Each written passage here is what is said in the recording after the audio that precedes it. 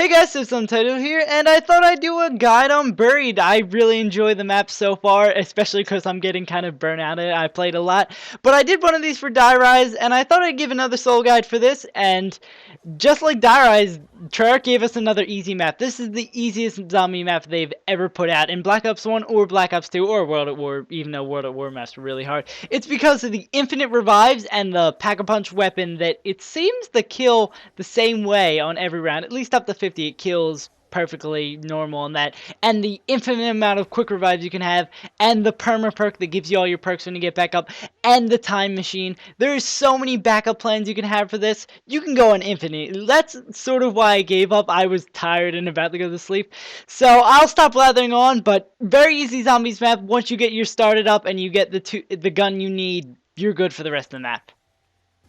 So first off, what you want to do is just jump right down in there and then buy quick revive right away, obviously, and then don't forget to do the chalk drawing. I always seem to skip over it, but it's a 3,000 points, and it's not 100% necessary, but it's really helpful for buying stuff. Then you want to go through the typical letting the big guy out of the cage, which will give you 1,200 points. Then you just gotta make enough money that you can get into the saloon. It should take one zombie to kill, or if you forgot to kill the other guys, you might have to start in the next round. But if you remember to do that chalk drawing, you can do this all in round 1, and you can pick this up and then use this to use the sloth guy or whatever. There's so many names for him, it gets confused. To open up the chalk drawing thing, and then you want to take these drawings and draw them over on the two walls that are already open.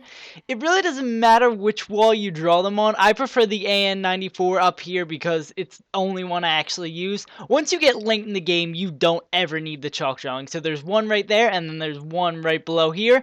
I believe every time you draw on this one, you get 2,000 points, and the one where the AN is, it's 1,000 points. So after that, you come up here and then you open this. I think you lose 250 on opening that door to do this chalk drawing, but you need to open here anyway because you can just hop over here and turn on the power.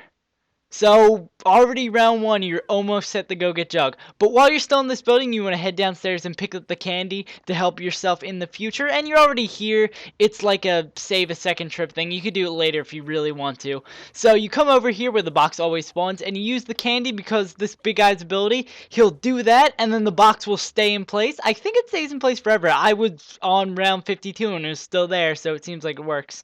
So then you come back to the bar, buy more booze for the guy so he can do his little running attack again, and you use it on Jug, and once he runs over there like a bumbling idiot, you'll have Jug on round 1, and you're basically ready to destroy everything. Also, the further back you send him from, the more points you'll get, but sometimes you can screw it up, so you want to go as far back as you are safe. So then you want to just spend your rest of your money on getting an AN, and then you're good to start the next round and start racking up points. When you start the next round, though, you want to look for the booze bottle that will spawn every round. You want to get it before you hop over into the power room to camp, because you're going to need it once you get onto the other side in front of the church.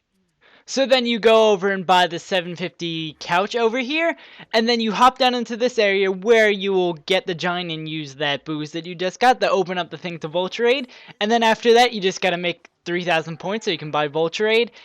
Well, you could buy Speed Cola first. It really doesn't matter. It just depends on what order you want to open the doors and what order you want to have the perks. You basically just want to get 4 perks. You can go get Mule Kick too if you really want to. This is where your plan could deviate from mine. I'm not really a Mule Kick guy, so I go Vulturade and Speed Cola. But you want to get 4 perks right here before we head into the church. So it's just basically a money earning thing till you get enough to buy both perks. And you want to spend all of your money if possible, or get as close to having enough just to open that door to the church before you go in. So once you have enough to open that 1250 door, you just walk up to the house, and also you have to have whatever his name, I don't know, use booze to get through the door. You come to the haunted house, and be careful you don't want to lose your points. Well, later, this is just a guide for when you have points and you're coming through here.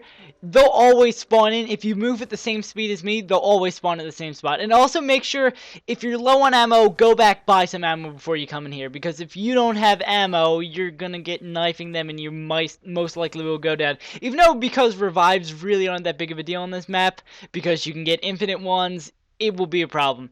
So then you just come over here and just wait for the rest of the witches to spawn, and then you can get your 5th perk. So once you pick up your 5th perk, you just need to head back through the mansion. You can also use this part as the little guide to get through the back of the mansion without getting your money stolen. Just a tip for the mansion to keep your money safe, and it helps to know the spawns, but basically when you're going around a corner or going somewhere tight, you want to just keep your sights up. And sorry for the weird cut there, I paused for a little bit. There's one ghost you can just let slip under you. It sort of works, but if you just want to be safe, keep your guard up, shoot all the ghosts, and be ready going around every corner. So now you've done everything that's really hard. Now it's sort of up to luck.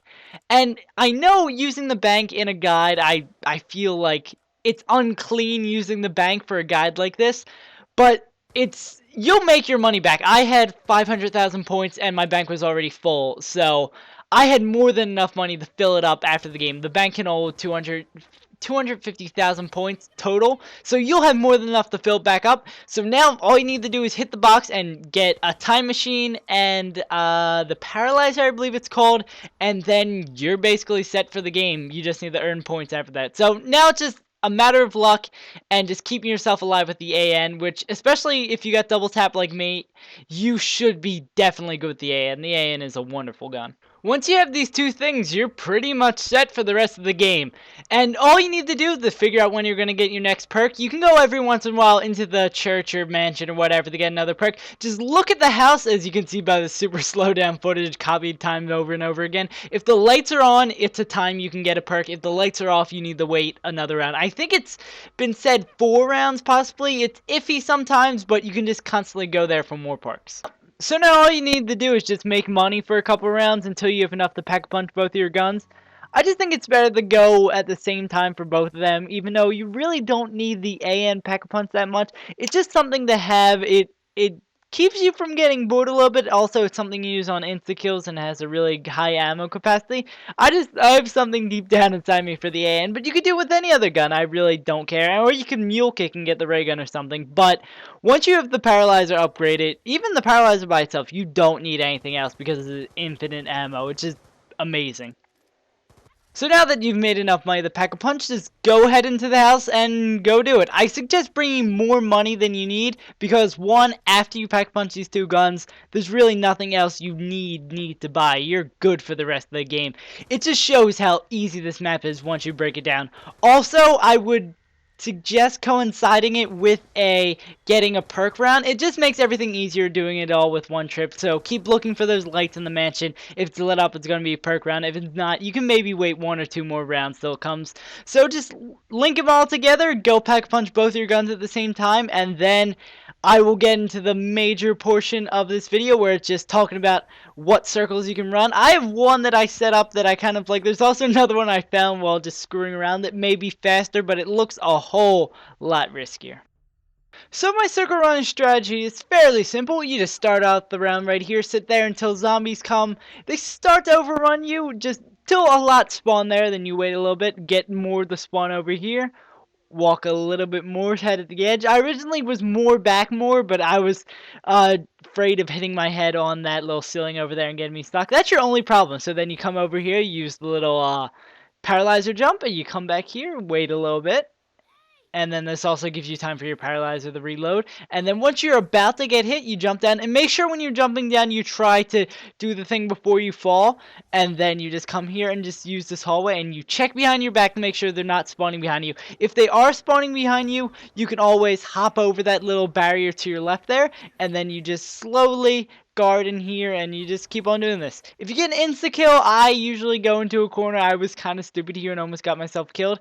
There's no definitive thing to do for an insta-kill. Like on Die Rise, it was a lot easier. You could just stand on top of the pillar and they all rushed you. There's no really better thing to do for an insta-kill. You just kind of go around for every stuff.